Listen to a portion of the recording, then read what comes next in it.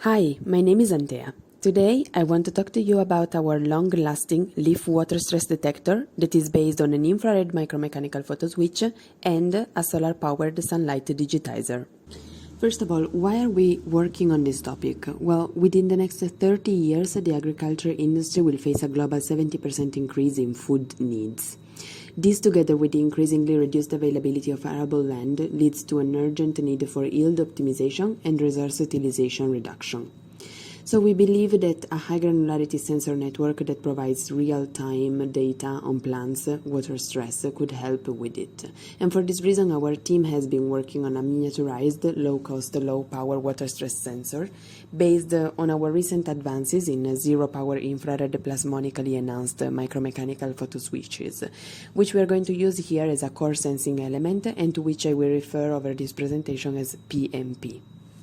How much light is transmitted across a leaf in the short wavelength infrared region depends on its water stress level, which is quantified by a parameter called the leaf relative water content, RWC. A well-hydrated leaf has a high RWC, and its transmittance is low in the short wavelength infrared region due to the strong water infrared absorption. While when the leaf starts to dehydrate, the transmittance increases. Such a change can be monitored with our PMP, which is a spectrally selective infrared sensor. The PMP absorption is centered at 1.45 micrometers with a bandwidth of 150 nanometers, where the transmittance of the leaf significantly depends on the RWC. Here, figure A, B, and C show what we envision as a real-life deployment case. The device will be attached right below the leaf under monitoring by a paperclip-like fixture hosting a circuit, 2 mini solar cells for sunlight calibration, a coin battery, and a wireless transmitter for communication. One key aspect of the idea is to use sunlight as the infrared source in order to keep the sensor node fully passive at standby. However, the sunlight is a constantly varying power source, making it challenging to rely on the thresholding method to gauge the water stress in the leaf.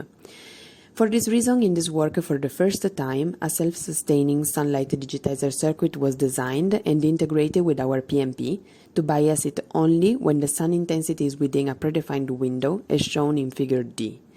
Within this window, the percentage of sunlight power change is more than 5 times lower than the expected infrared signal carrying the water content information, which guarantees a reliable detection of water stress in the leaf. When the sunlight is within the desired intensity window, the circuit will output a bias voltage to the PMP, which adjusts the infrared threshold of the latter to a value corresponding to a mild water stress, around RWC 60%. When the PMP is actually triggered due to detection of water stress, it will further connect a battery to a wireless module to notify the growers or an irrigation control system. Without the bias, meaning when the sunlight is outside of the optimal window or when the leaf is healthy, the PMP will remain open, preventing any current draw from the battery. In this slide, we show the schematic of the designed and implemented fully solar-powered sunlight digitizer circuit, consisting of 2 mini solar cells, a voltage regulator, and a window comparator. One of the solar cells is used to power the voltage regulator and the window comparator, and the other one is used as a sensor to monitor the sun irradiance over the day. The sensing solar cell has a parallel resistor in order to improve sensitivity and linearize its output, Vin, which acts as input to the window comparator. The sunlight digitizer circuit is implemented on a specifically designed printed circuit board, a PCB, and a voltage regulator is placed in between the powering solar cell and the window comparator in order to provide a stable VDD to the latter. The window comparator's pins, V-center and V-width, are connected to simple voltage dividers based on variable resistances, which allow us to modify the center and the width of the window according to the time of the year. The window comparator reads V-in from the sensing solar cell, and if the value is within the window, its output, V-within, will be 5.1 volts. Otherwise, it remains 0 volts. This output, 5.1 or 0 volt, is connected to the contacts of our PMP, acting as the bias voltage to reduce and fine-tune the threshold of our PMP to detect the desired water stress level of the leaf.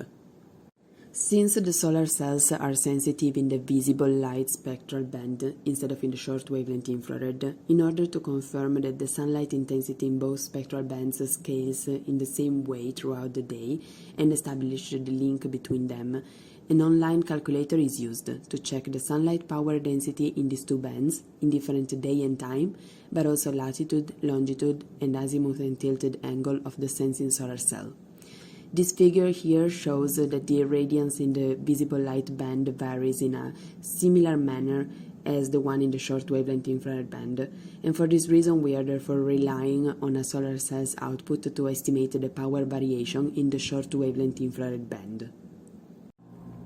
In order to find the smallest achievable window for our sunlight digitizer configuration, we connected a DC supply directly to the V-in pin of the window comparator to simulate the sun power varying over the day. And two multimeters were connected to the window comparator's pins V-center and V-width in order to monitor the changes. Then, by modifying the PCB's resistances of the voltage dividers connected to V-center and V-width pins, we achieved a V-center around 4.6 volts, which is similar to the outdoor sensing solar cells reading around noon. And we got the smallest possible window achieved as 9 millivolts. By slowly increasing the V-in, the output read of the multimeter, V-within, successfully remained 0 until V-in entered the window and led to a change of V-within to 5.1 volts, nicely showing that the digitizer works well. An outdoor measurement showed that around 3 p.m. such small window only lasts for a minute. Also, the online calculator matched that time to a 0.7% change. However, the same percentage change corresponds to more than half an hour around noon. Therefore, it is possible to monitor the plant twice, briefly, morning and afternoon, or instead only once, but for longer, around noon.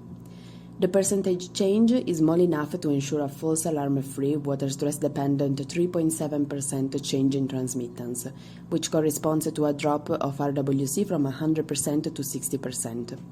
The plus-minus 0.35% fluctuation caused by the sunlight change is well within the additional 1% change that would be needed to get to the plant's wilting point, which corresponds to an RWC equal to 50%. Figure B shows a setup in which we first replaced the PMP with a commercial power meter to measure the power availability in that spot and adjust the light in the setup to have a similar intensity as the actual sunlight, which around 3 p.m. was 277 nanowatt in the narrow band short wavelength infrared region.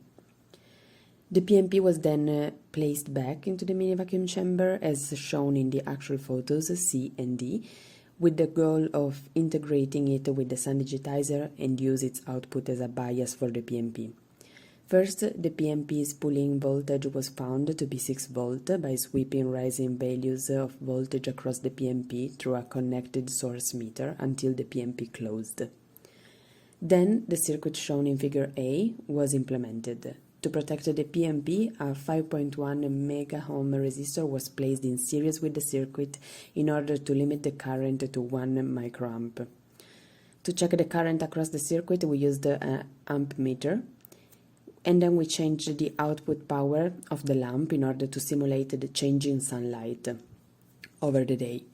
The solar cells of the sunlight digitizer were placed on top of the mini vacuum chamber next to the window under the same light beam reflected from the mirror in the setup reaching the PMP. When the lamp's light intensity was tuned to be within the sun digitizer's window, the PMP was biased with 5.1 volts, as shown here in the graph A. The second graph shows that over operation time, when the PMP is biased and therefore able to monitor the water stress on the leaf on top of it, the current remains 0 when the light beam has to cross a healthy leaf to reach the PMP. In that case, only 64 nanowatt were reaching the PMP, while it jumps to 1 microamp when the leaf was water stressed and the RWC was around 60%. In that case, 75 nanowatt were reaching the PMP, confirming water stress detection. On a side note, visible as a red curve in the second graph, in the same setup that we saw in the previous slide with the commercial power meter temporarily replacing the PMP, the leaf's transmittance versus its RWC was characterized by measuring first the power reaching the power meter across the chosen reference, which was a diffuser with 84% transmittance around 1.47 micrometers, placed on the window of the mini vacuum chamber. And secondly, the diffuser was replaced with a leaf, and the power reaching the power meter through the leaf was measured at its wet boundary, at its RWC 60%, and at its dry boundary. The ratio of the power measured through the leaf to the power measured with the diffuser is the transmittance. So today we reported of the first ever leaf sensor detecting water stress in a leaf by monitoring its sunlight transmittance only when sun intensity is within a predefined range. For the first time, the PMP was biased by a fully solar-powered sunlight digitizer with the smallest achievable window of 9 mV, which corresponds to an irradiance change lower than 1%, resulting in a reliable leaf water stress detection. The low power consumption, together with the risk mitigation related to the light source variation, paved the way for the realization of large-scale deployment in crop fields with fine spatial granularity and accuracy. Once more, I have to thank my teammates for the everyday support and the great cooperative environment surrounding our research. And a special thanks goes to you for your interest in our research and for watching my video.